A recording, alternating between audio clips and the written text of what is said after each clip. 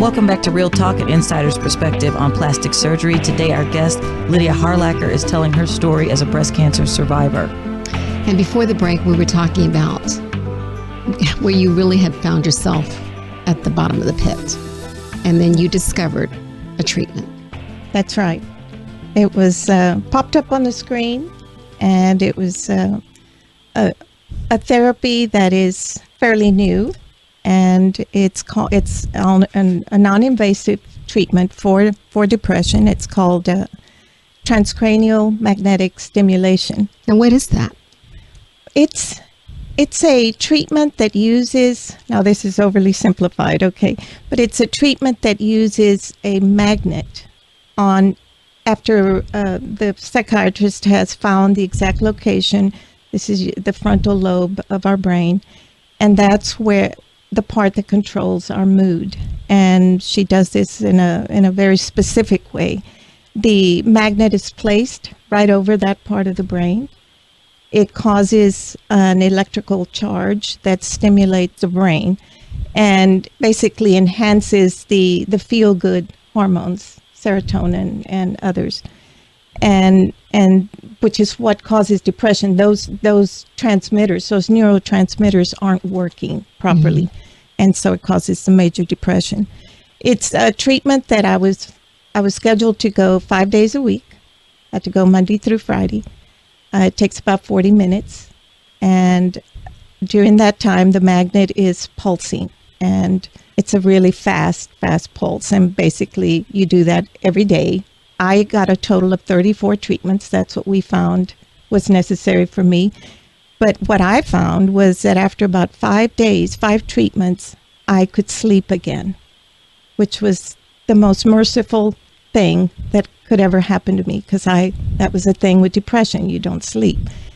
And so that was first. Then after about 10, 15 treatments, I found myself driving to Sugar Land every day, which is where I was going.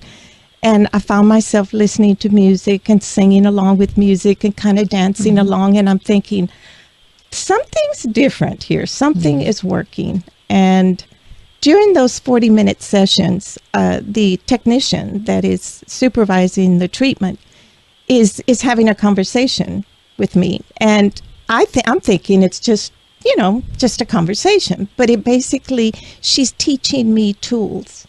Mm-hmm. She's helping me manage this disease, how to learn to not spiral downward anymore, how to help this treatment cure my depression. And so for me, I mean, that was one of the most important parts of it, even though I was tricked into it. But after I finished with those treatments, I felt like I was prepared for just about anything. Because after that came the diagnosis. In fact, my last treatment for TMS was on September the 11th, and I already knew that I had breast cancer.